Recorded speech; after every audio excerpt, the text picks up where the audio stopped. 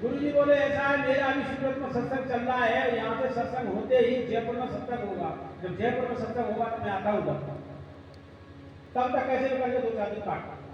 गुरु जी का क्या है कि सत्संग हुआ सूरत में जयपुर आए, जयपुर में सत्संग हुआ तो जयपुर के सत्संग के बीच में गुरु जी को तो बहुत धुन लगी थी ना, तो बोले तो गौशाला में पानी नहीं है, तो पहुँच के कहाँ कुआ दिखाओगे, तो गुरु जी ये कुआ है इतना चौड़ा है, आज का मिल गया तो दूसरा कुआ और बना ले। बोले कोई दूसरा कुआ बनाने की जरूरत नहीं है, मैं बताता हूँ उपाय। तो गुरु जी ऐसे कहे कुटिया चले गए, कुटिया चले गए, शाम को निकले सुबह तक कुटिया में ध्यान भजन जो भी करना था सुबह निकले। सुबह निकलते ही एक लोटा जल का लोटा लेके आए कुआ के पास, वह है अभी दर्शन करके मैं आया, उसमें पानी डाल दिया, लोटा डाल दिया।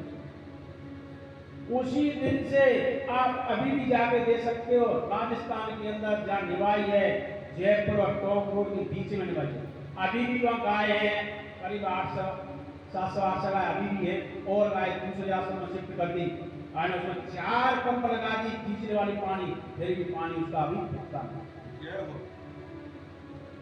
ये महापुरुषों में शक्ति होती है, ये योग बल का शक्ति होता है। जैसे बैठे हैं महाराज जी, आप आ जाओ ऊपर, महाराज जी बैठे ना ऊपर बैठे, संत श्री परमानंद महाराज वो भी योगी, तो योगी योग महायोग पुरुष महायोगी होते हैं ना, वो उनके संकल्प में दम। जैसे श्री कृष्ण भगवान ने वो ले लिया पत्थर करना, पूरा गोवर्धन पर्वत उठाया, खूब वर्षा हुई, फिर भी 7 दिन तक उठाए रहे, 7 दिन तक उठाए रहे और उठा के फिर रख दिया। रखने के साथ साथ उसमें संकल्प कर दिया कि जब तक ये गोवर्धन पर्वत रहेगा तब तक इसकी जो परिक्रमा करेगा उसकी मनोकामना पूरी होगी।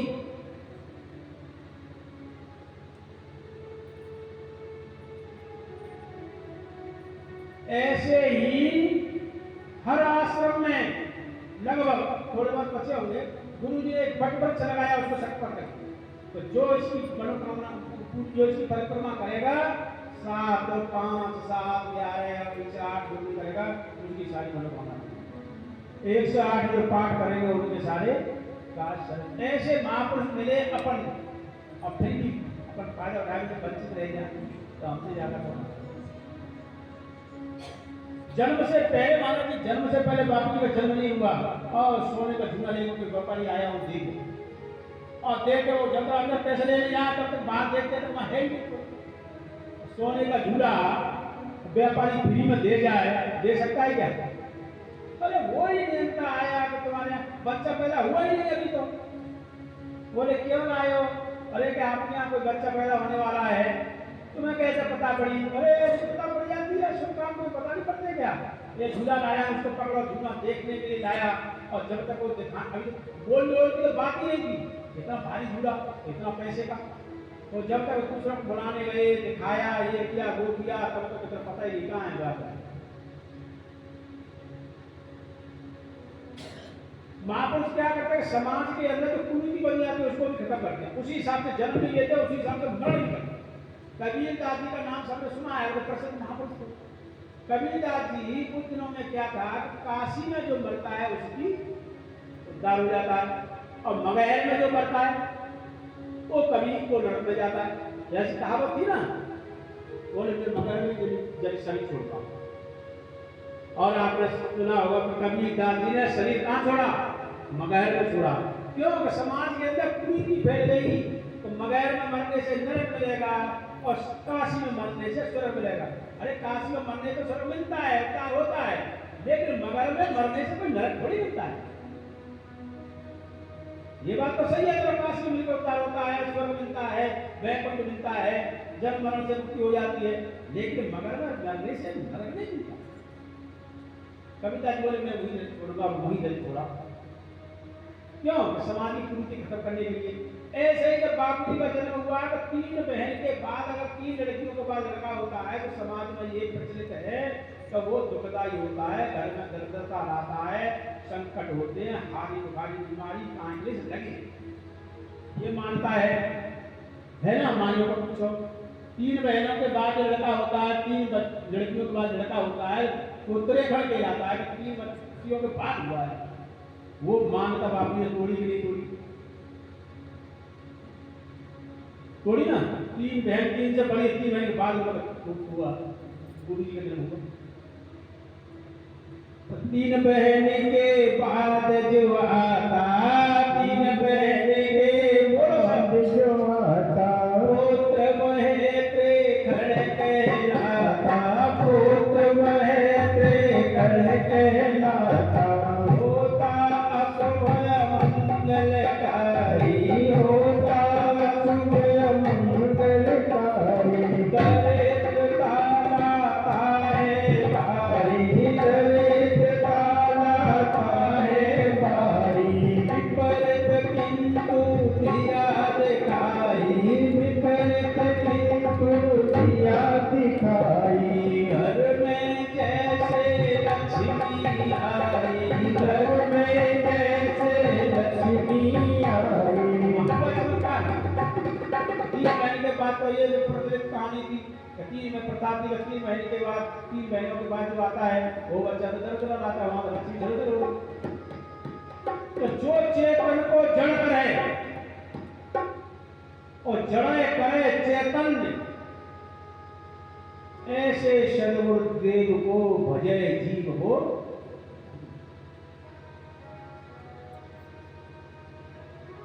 मृत गाय दिया जीवन दाना, तब से लोगों ने पहचाना।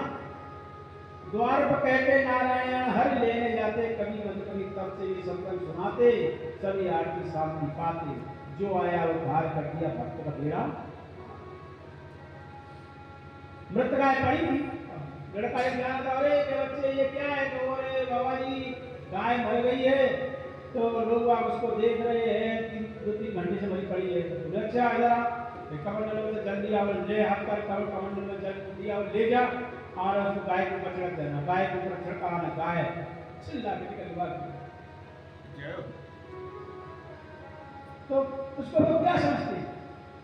ऐसा महापुरुष जो कबीरदास जी महापुरुष थे, तुलसीदास जी महापुरुष थे, और जो संत महापुरुष हैं, एक नाथ जी महापुरुष थे, जो महापुरुष होते हैं, नानक जी महापुरुष थे, तो ऐसे महापुरुष फिर संसार की मूल बातें बनेंगी क्या? मैं आपसे पूछा, परंपरा में चलेंगे? नहीं चलेंगे, अपना रास्ता अलग बनता है उनका, उनके रास्ते में चलते लोग अपना उद्धार कर ले जाते हैं। तो उनका रास्ता जब बनता हुआ चला जाता है तो लोगों को पसंद नहीं आता, पसंद नहीं आता तो लोग उनका विरोध करने लग जाते हैं। तुलसीदास का विरोध करने लग गए, तुलसीदास को जेल में डाल दिया। पता है सबको, पता किसी की उस समय मुगल शासक अरे तुलसीदास ने वहां भी रामायण लिखा, क्या लिखा है? हनुमान चालीसा, जेल में अंदर बैठे रहना चाहिए। हनुमान चालीसा 40 दिन की जेल में, 40 दिन में हनुमान चालीसा बना के तैयार कर और शंकर कर दिया। तो जो हनुमान चालीसा का पाठ करेगा उसके सारे काम बनेंगे।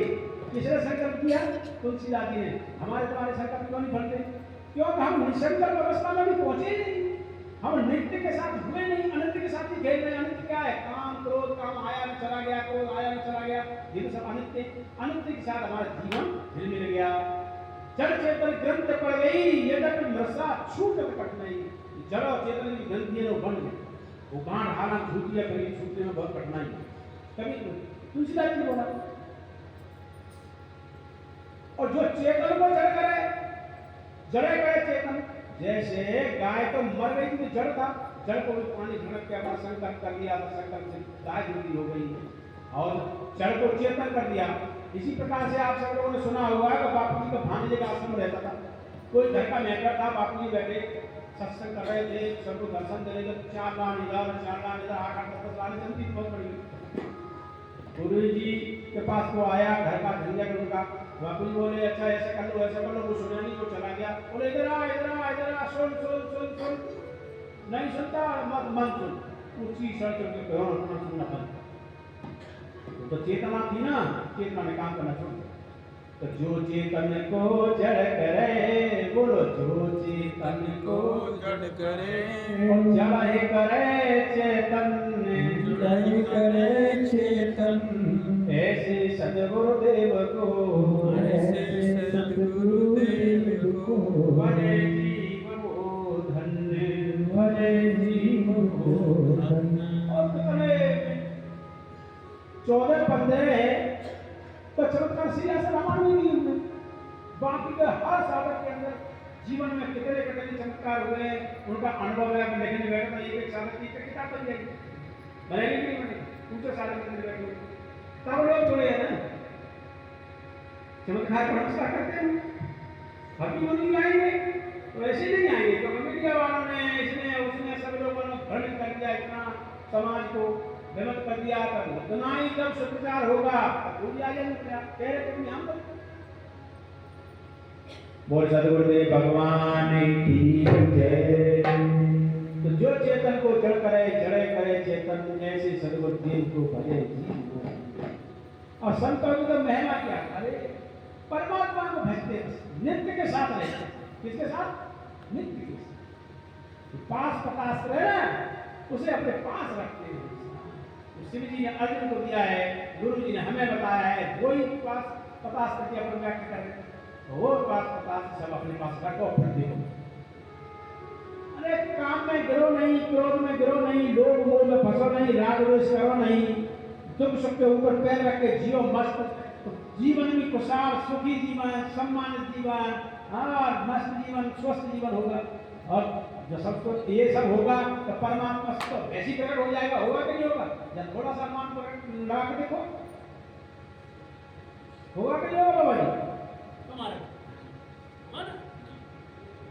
अब चक्कर जाएगा अपन फंसे तो उसमें अनित्य में है अनित्य में जो अनित्य है ना हम सहारा साइड में रखो ना नित्य के साथ जीवन बस एक बार जीवन जी के तो देखो मैं आप लोगों के हाथ जोड़ता हूँ पैर छूता हूँ एक बार देखो जीवन जी के फिर देखो मेरा जीने का जय हो। अरे समाज के पीछे पीछे घूमेगा तुम्हारे सारी सुविधाएं आपका पीछे पीछे घूमेगी 30 साल हो गए घर छोड़ने 1 रुपया घर से लाया नहीं वो आज तक भूखा सोया एक भी दिन भूखा कौन करता सब व्यवस्था वही करता करण करावण हार कोई सब घटका अंतर्यामी बिन पग चले सुरय बिन काना कर बिन कर्म करे बिन नाना आन रहे सकल रस भोगी और बिन वाणी भक्ता बड़ जोगी।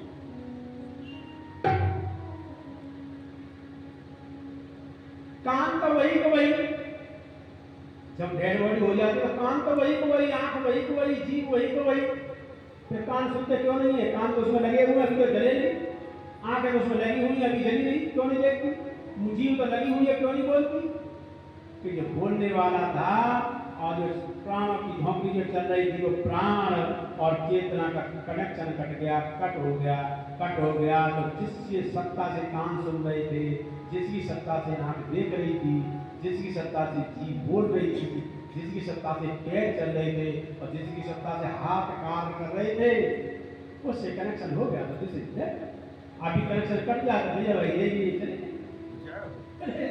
चल भाई महाराज जी अभी बोलते दिख रहे हैं महाराज जी बोलते दिख रहे हैं और सत्ता से कनेक्शन कट जाए तो कौन कहेगा महाराज जी अरे भाई चल राम बोलो भाई राम जो साधु में यही कर दो कहीं करो ना नहीं नारायण नारायण।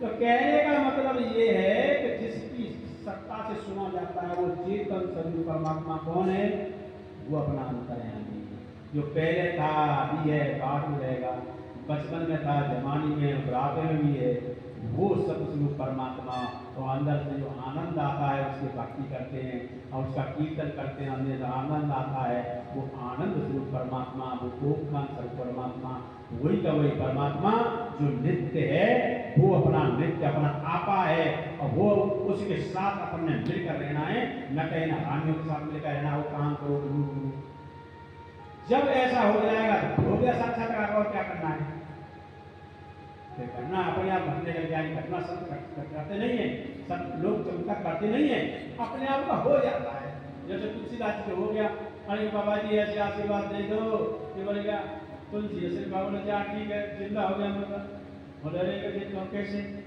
तुलसी बुआ मनाए के सिर पर ले लो हाथ हम तो कुछ जानते नहीं तो जानो तो चमत्कार किया नहीं लेकिन महापुरुषों से चमत्कार हो जाता है।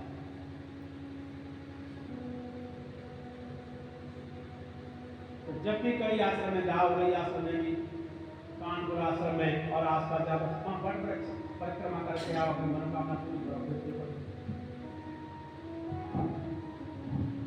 अब करेंगे ही नहीं, कुछ इच्छा ही नहीं है करने की, तो कैसे?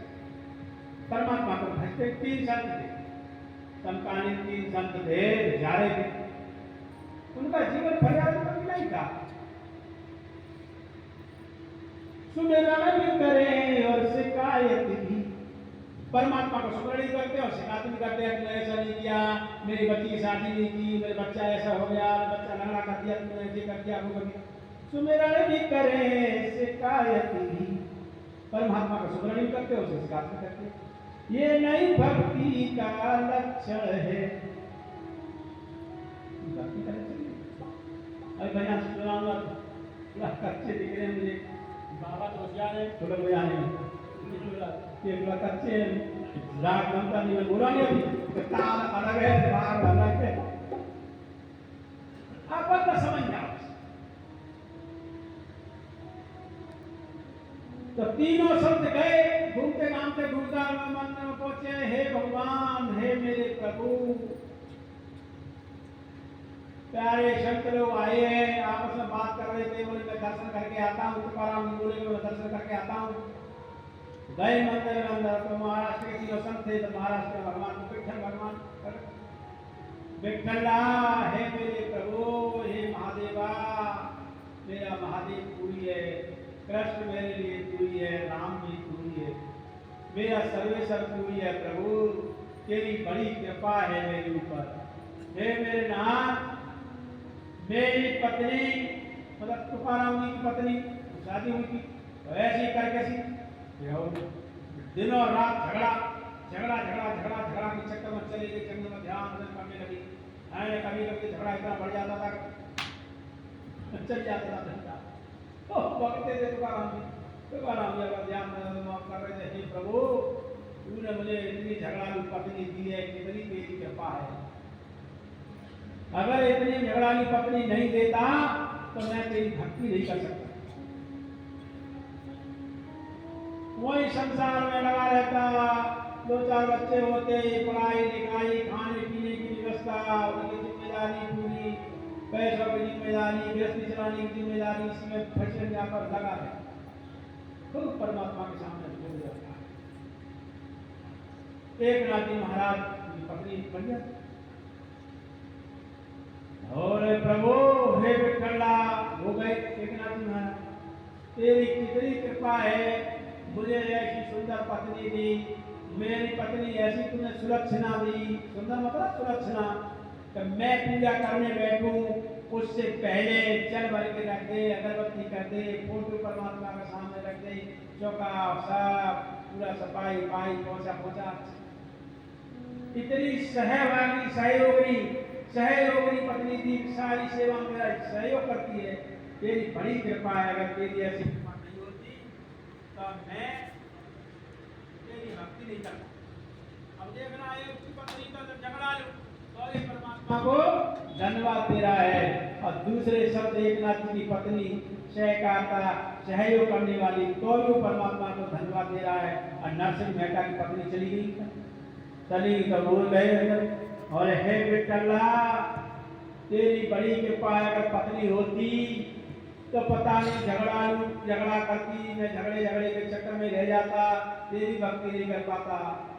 अगर सहभागिनी होती तो मैं उसके प्रेम के चक्कर में फंस जाता और मैं तेरी भक्ति नहीं कर पाता। तेरी बड़ी कृपा है, तूने उसको अपने पास बुला लिया और मस्ती से मैं तेरी भक्ति करता हूँ, परमात्मा का भजन करता हूँ, घूम के सब लोगों को भक्ति का प्रचार करता हूँ, जैसे नारद जी प्रचार करते थे भक्ति का, उसी सेवा में हम तीनों भक्ति में लगे हुए। अब एक की पत्नी तो मर गई, चली गई, तो भगवान को धन्यवाद देता है, और एक की पत्नी है झगड़ालू है तो भी धन्यवाद देता है, एक नाथ की पत्नी झगड़ालू तो नहीं है, सहयोग करती तो तीनों की परिस्थिति अलग अलग, और फिर भी तीनों खुश। तो उनकी जब तीनों संतों की परिस्थिति अलग अलग, फिर भी तीनों संत खुश, तो हमारी तुम्हारी भी अगर परिस्थिति कुछ ऐसी हो जाए तो परमात्मा को धन्यवाद दो, हे मेरे प्रभु, तुमने मुझे ऐसा व्यक्ति दिया, ऐसा कारोबार दिया, ऐसा नौकरी धंधा दिया, फिर भी मैं तेरी भक्ति कर सकता हूँ, उसी का कार्य कर सकता हूँ, प्रभु तेरी जय हो। उसको धन्यवाद दोगे तो जल्दी करते, जल्दी खुश होगा, और जल्दी खुश होगा तो कुछ देगा। जो आदमी खुश हो जाता है तो कुछ देता है, परमात्मा को दिए बिना रहेगा, और सबसे ज्यादा खुश हो गया तो परमात्मा स्वयं प्रकट हो जाए। संतों के पास परमात्मा स्वयं रहता है, स्वयं रहता है। तो संतन के मैं संतन के पीछे याम जाना संत अदारे, संत मेरी मुकुट मणि में संतन को।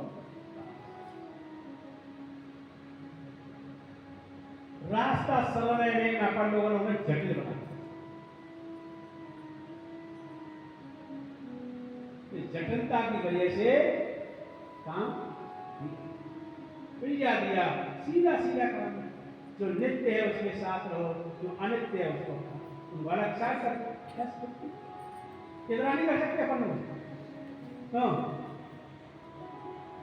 तो महाराज जी इतना नहीं कर सकते। कठिन काम क्रोध लोभ मोह, अरे ठीक है कभी क्रोध किसी को फुटकार देने को थोड़ी बहुत तो दे दो, 10-5% भले रखो फुटकार अपने पास।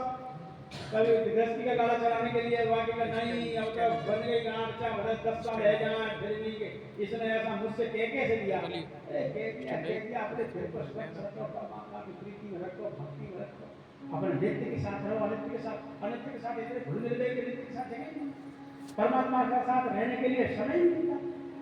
24 घंटा उसी के साथ, अरे कम से कम 1 घंटा तो परमात्मा के साथ रहो, 1 का 1.5 का 2 का 2.5 का 3 तो बढ़ता वो चला जाएगा। 24 न रखो तो आधा 1 घंटा तो परमात्मा के साथ रहो, ये आधा 1 घंटा भी नहीं रहते। 24 घंटा सोए शाम दिन सोते समय भी परमात्मा को पुकारते, प्रभु जो कुछ हुआ है सो सब तेरी कृपा से हुआ है, जो कुछ अच्छा हुआ है वो तेरी कृपा से हुआ है, जो कुछ बुरा हुआ है वो तेरी वजह से हो गया है, जो बुरा हुआ उसके लिए मुझे माफ करना है। करते सांसों सांस गिनते सो गया तो 6 घंटे बाकी में गिर गए।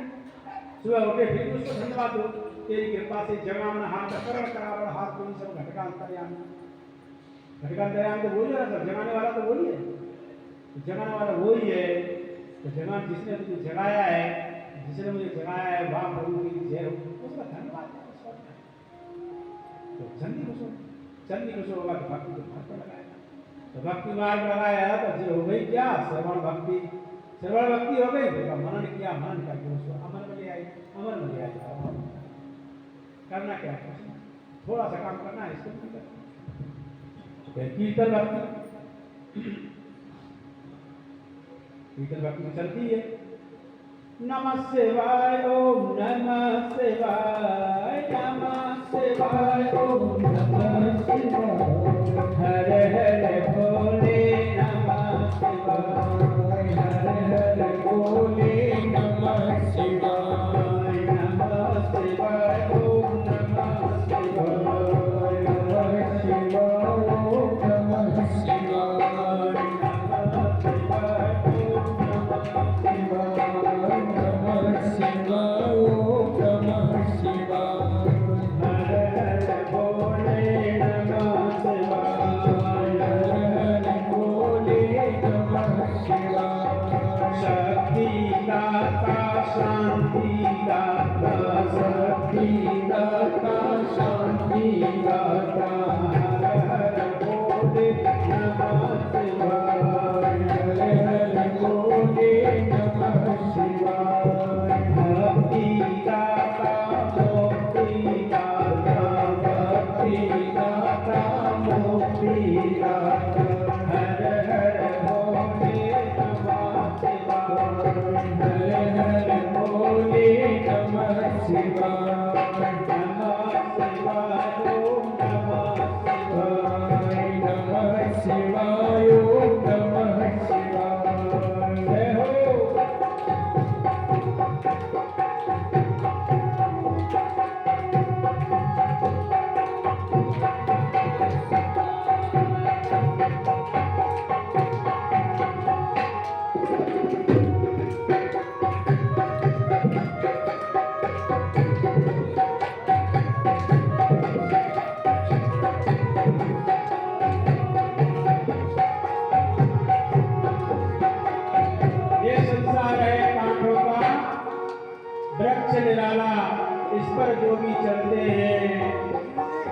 विषयों के फल खाते खाते नरक कुंड में, अगर विषयों के चक्कर में पड़ोगे तो नरक में जाना। अरे परमात्मा की भक्ति में रहोगे, गुरुओं की सेवा में लग गए, गुरुओं का सत्संग सुना और गुरुओं का आज्ञा का पालन किया तो बात बेहतर है। तीनों प्राप्तों की अग्नि में जुलस रहा संसार है, घोर अशांति में हर कीर्तन एक ही आधार है। कलयुग केवल नाम आधारा, सुमिर सुमिर नर उतरे पार।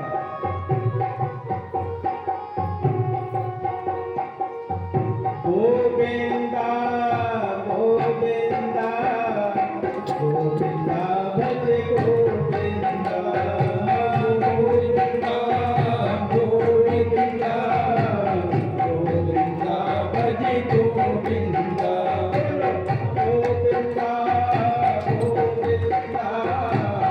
गोविंदा गोविंदा भज गोविंदा गोविंदा गोविंदा गोविंदा भज गोविंदा गोविंदा गोविंदा गोविंदा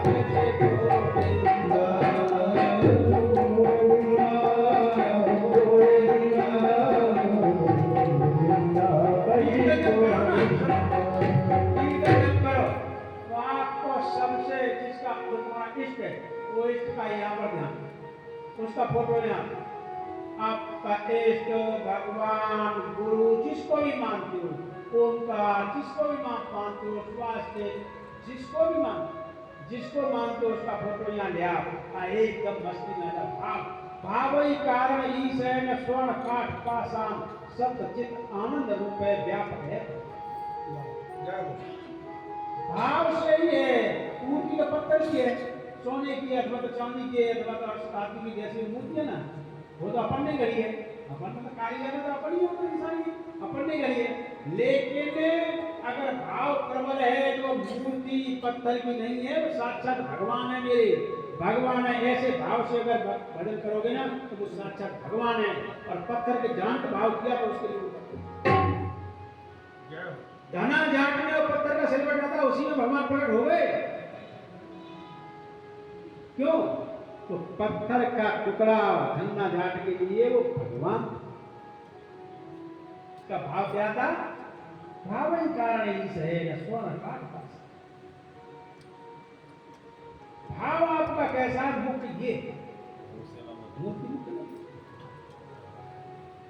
बोला ना, श्री व्यास जी ने बोला, वेद व्यास जी ने भागवत में बोला सच्चिदानंद स्वरूपाय।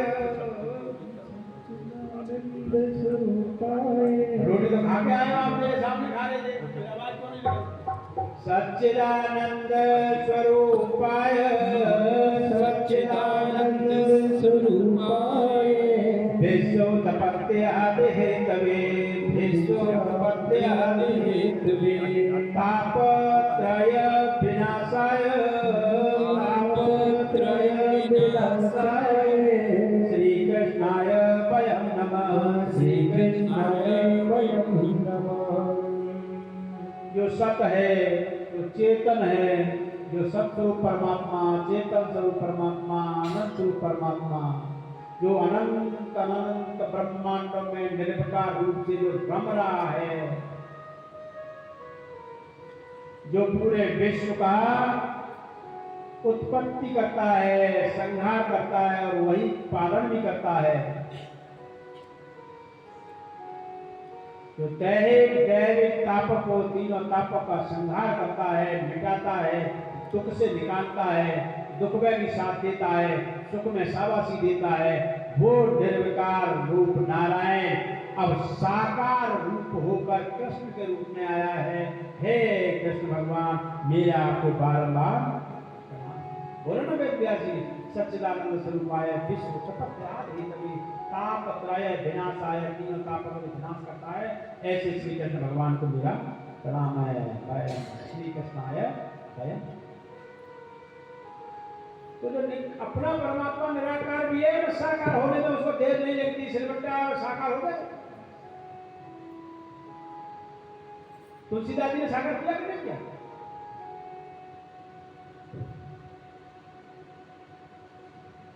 राधा और कृष्ण की मूर्ति थी, बोले प्रणाम करो पंडा, बोले हाँ ये तो राधा कृष्ण है, मैं तो प्रणाम राम जी को करता हूँ, सीता जी को करता हूँ। सुनिए ना कथा। और राम और कृष्ण सब एक ही है। जब एक ही है तो राम कृष्ण के रूप की मूर्ति है, वो राम रूप में हो जाते हैं धन्यवाद। जैसे एकदम घटना घटी न राम की मूर्ति है न सीता की मूर्ति सामने देखने लगी है, तुलसीदास से बना।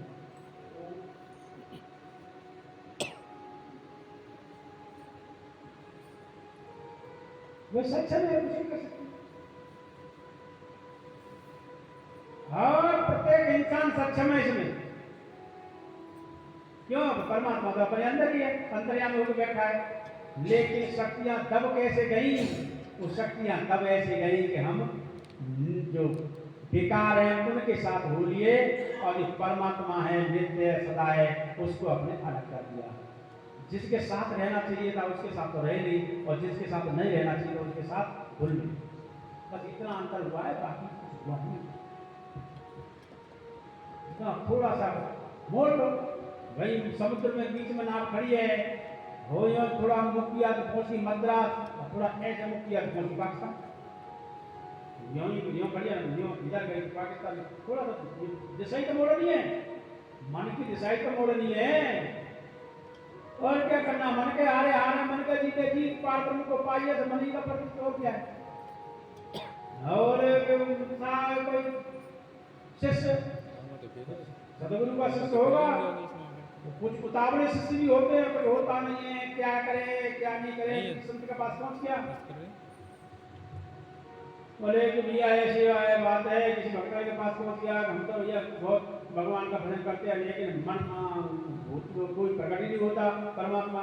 बोले भैया परमात्मा की तो ये मालूम नहीं है, भूत प्रकट हो सकता है, उसको मन में जान दो विद्या। बोले बता, तो विद्या उसको बता दी कि ऐसे ऐसे करना। भूत का जैसे उसने किया पार करके भी नहीं हुए, उसका जब पूरा भी नहीं हुआ प्रकट हो गया। प्रकट होकर वो जब तक सामने गया उससे बोलता है कि भाई मैं तुम्हारे सामने आ जाऊंगा और तुम्हारी बात भी मानूंगा, लेकिन मेरी एक बात है सर। क्या बात है? तो मुझे काम चाहिए, पूरा काम मिलेगा, पूरी सेवा दूंगा, मैं बैठूंगा नहीं एक मिनट भी, पूरा काम मिलेगा तो मैं तुम्हारी सेवा करने के लिए आ सकता हूँ, नहीं तो फिर रहने दो। बोले अरे तमाम काम है हमारे पास, तो आ जाओ। तो प्रकट हो गया, आ गया। और क्या करूँ? जा खेत में जल मार गया, धड़ाधड़ चल रहा है, ये अच्छे काम कर गया, फलाने छेड़ के ले सामान ले गया। अब जा रूप ले मनुष्य का काम करके आ जाए, काम ये काम कर वो करके आ जाए। आपको जो काम और बताओ, सारे काम खत्म हो गए, क्या करें? गया गुरु जी के पास।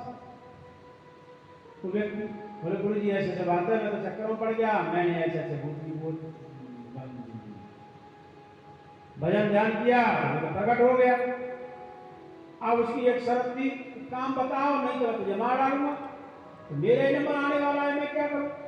अरे भूतला मुझको छोड़ के तूने भूतला की भक्ति करी, भूतला में सुख नहीं मिला तुझे, चिंता नहीं कर, बाजार उससे बोल बाजार को जा। और बाजार को एक लंबा बांस लिया और लंबा बांस लेकर उसका गड़वा और उससे कहते चढ़ न उतार, जब तक तू कह नहीं दे तब तक मुझे मना नहीं करे, तब तक ऐसे करता है।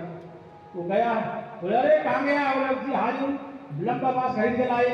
फटाक से लंबा बांस लेके आ गया। बोले गाड़ इसको खेत में, गाड़ दिया। बोले इसको चलता रहे तब तक जब तक मैं नहीं बोलूँ तो चलता रहे, लगा दिया उसको। ऐसे ही अपने मन को लगा दो, तो जब तक परमात्मा प्रकट नहीं हो बस भक्त जपता रहे, गुरु की सेवा करता रहे, गुरु की आज्ञा पालन करता रहे, थक